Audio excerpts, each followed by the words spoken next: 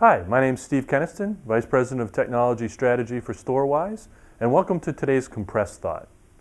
In our past few videos, we've talked about real-time compression for Storwize as a part of our secret sauce. One of the other components of our secret sauce is what we call random access compression. What do we mean by random access compression? We know what random access storage is, but what's random access compression? The nice thing about random access compression is it really aligns with random access storage because that's how data is actually written in the real world. So let's take an example. Let's take a 384 kilobyte PowerPoint presentation, and you'll understand the number here in a second. And let's assume we're in an NFS environment, and let's assume we're getting a 4:1 compression ratio on this particular PowerPoint file. So with NFS, it writes in 32K chunks, right? So we're going to break up this PowerPoint file, and we're going to send that PowerPoint file through the Storwize appliance. Storwize is then going to start compressing the file and storing that file, and because we're getting a 4:1 compression ratio, we're going to store 4 96 kilobyte chunks of information. And inside those chunks of information, the data will be compacted and reduced.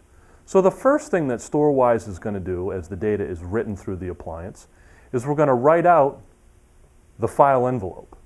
And by preserving the envelope of the file, what we're doing is we're ensuring that the file is transparent to the application that's writing it. In other words, as this compressed file lives on disk, I can read it, I understand it, the file permissions are the same, the owner is the same, the file size looks like the original file size to the application. This ensures the transparency to the application. For more on that, take a look at the video that talks about Storwize and transparency. Once the file envelope is written out, we then start taking the compressed data and putting it inside the file envelope. As this file begins compressing, components of that file are then written into the file envelope. The nice thing about having the data inside the file envelope in these logical units is that when a user needs to edit a piece of that content, Storwize does not need to decompress the entire file. We just need to decompress the logical unit of the file in order to then do the modification on the file. Why is this helpful? It's helpful for a number of reasons.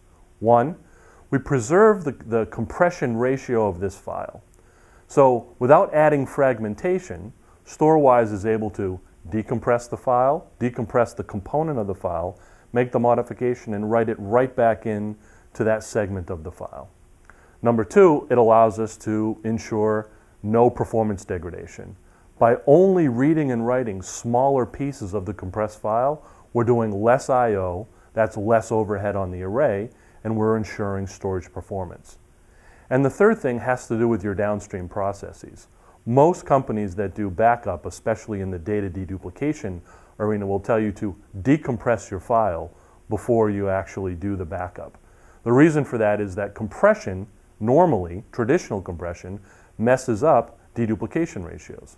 With Storwize, because you're doing modifications to small components of the file, you're actually preserving the deduplication ratio of the file.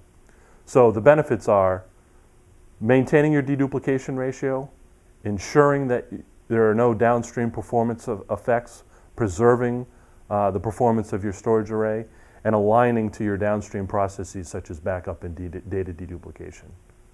Thank you. My name is Steve Kenniston, and that's today's Compressed Thought.